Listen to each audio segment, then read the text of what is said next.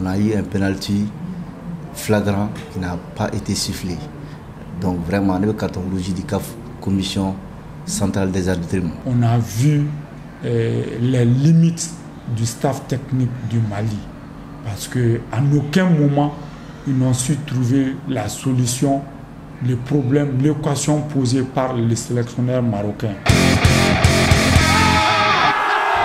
Une domination nette mais vaine a coûté cher aux Aigles U17 qui n'iront pas en finale de leur CAN, les amis. Bienvenue dans cette nouvelle édition d'ActiFoot dans laquelle on vous a rassemblé les infos les plus chaudes du moment.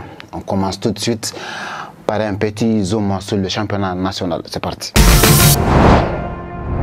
La 17e journée du championnat national a débuté le vendredi dernier par une très belle victoire du COB contre Yelen pendant qu'elle a fait infliger au Djoliba AC sa toute première défaite de la saison. Dans la continuité, l'AS Police et l'AS Real ont aussi pris le dessus respectivement sur l'US FAS et l'US Bougouni. Le programme se poursuit ce mardi avec le Benga FC et l'USC Kita qui se retrouveront tout comme l'AS Bakaridjan et le LCBA pour s'achever mercredi avec deux belles rencontres. Dans le classement provisoire, le Djoliba AC perd logiquement sa première place au détriment de l'AS Real. Et l'AS Police est pour l'instant 3e. Place maintenant aux infos croustillantes du jour.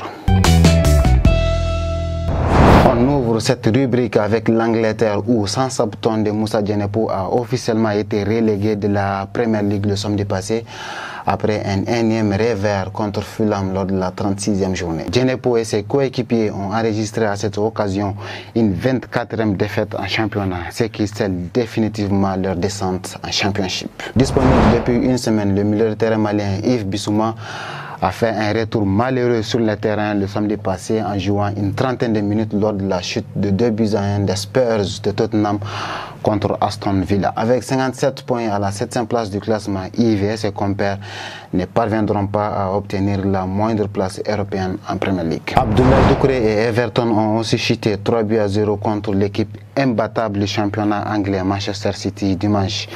Les Toffees restent néanmoins 17e du classement, mais au moindre faux pas, ils pourraient se retrouver dans la zone rouge. En France, la bonne nouvelle du week-end appartient à Massadio Haidara et le RC Lens qui sont désormais assurés de disputer la Ligue des Champions l'année prochaine. Le défenseur malien et ses partenaires, grâce non seulement à leur victoire de 2-1 contre Reims le vendredi passé, mais aussi au nul de l'AS Monaco de Mohamed Kamara contre Lille, termineront certainement dans le podium de la Ligue 1. Ce qui veut dire qu'ils joueront au moins le tour préliminaire de la C1 s'ils terminent 3e. S'ils maintiennent leur deuxième place, ils se qualifient directement pour les phases de groupe. Avec l'Instad 3, Kwame Nguessan jouera aussi en Ligue 2 la saison prochaine. Le milieu de terrain malien et ses coéquipiers ont scellé leur descente dimanche après une défaite terrible de 4-0 contre le Stade Rennais d'Amari Traoré. On boucle cette rubrique par la défaite invraisemblable des Aigles U17 le dimanche dernier en demi-finale de leur CAN contre la chanceuse équipe du Maroc au tir au but. Les Aiglonnais avaient dominé le match de la tête aux pieds avec une large différence à la possession et des occasions franches sur coup franc. Mais il faut le souligner, ils ont beaucoup manqué de précision dans les dernières passes. Pour beaucoup, le match aurait eu une belle fin pour les Maliens si l'arbitre de la rencontre avait signalé une faute évidente sur Brahim Diarra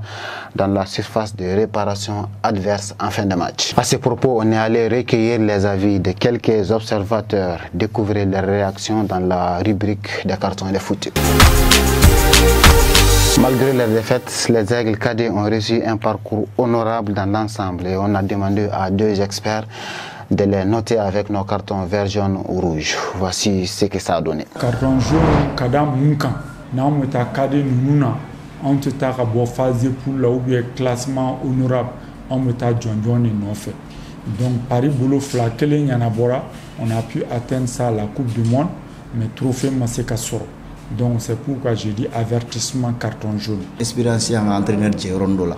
Parce qu'il y a eu volontaire d'amener, depuis volontaire d'amener, BA et plan de jour là, Maroc n'a pas matché ni là à ta penalty là. Entraîneur qu'on a donc à Chaimon pour que sur le plan offensif, on se gabide le tour. C'est vrai, Maroc ils ont bien joué tactiquement, discipline tactique là, mais ils ont eu une petite dose de chance parce que non seulement un penalty sur Mafia, un transversal flat sur ça pouvait que observer à quel match tournant. En équipe, c'est bien, c'est une bonne équipe. Dans l'animation du jeu, 4 matchs, 6 buts marqués, 0 buts encaissés. Donc ça veut dire que Fendo B a bien fili. Mais en réalité, il y a une coupe du monde quand on a jeté le négaladje. Parce qu'en réalité, il manque de gérer. On aimerait que vous fassiez pareil, les amis. Donnez-nous vos notes sur le parcours des aigles U17 en Algérie dans les commentaires. Découvrez maintenant notre aigle du jour. Soumaïla Koulibaly, grâce aux multiples talents qu'il a pu dénicher pour cette CAN U17, grâce à son style de jeu qu'il a mis en place, en plus de sa match de très haut niveau qu'il a fait faire à ses joueurs, a obtenu nos meilleurs points. Malgré son inexpérience, même s'il avait dirigé les Minimes en 2017, il a pu bâtir une équipe plus que compétitive qui jouera la 3e place de la CAN jeudi. Ces joueurs participeront aussi à la Coupe du Monde de la catégorie cette année. On lui souhaite une belle carrière d'entraîneur et on termine par le tableau de transfert des aigles. Selon les indiscrétions de plusieurs médias, El Bilal Touré serait dans le viseur de 3 clubs anglais en vue du mercato à venir. Toujours convalescent du côté d'Almeria en Espagne, l'attaquant malien évalué à 25 millions d'euros serait dans les collimateurs de Burnley, Brentford ou encore Wolverhampton. Mais pour l'instant, aucune offre concrète n'a été formulée. Buteur avec l'Olympiakos le dimanche dernier, Djadji Samasekou aurait fait l'essentiel pour convaincre ses dirigeants de lever son option d'achat. Il faut le rappeler, le milieu de terrain malien est toujours lié à Hoffenheim avec un contrat courant jusqu'en juin 2025. Mais il pourrait bien ne pas y retourner puisque le club grec compte le conserver. Les amis, voici en gros les infos qu'on avait à vous partager. On espère que ça vous a plu. Au plaisir de vous retrouver pour les prochains numéros. À très vite.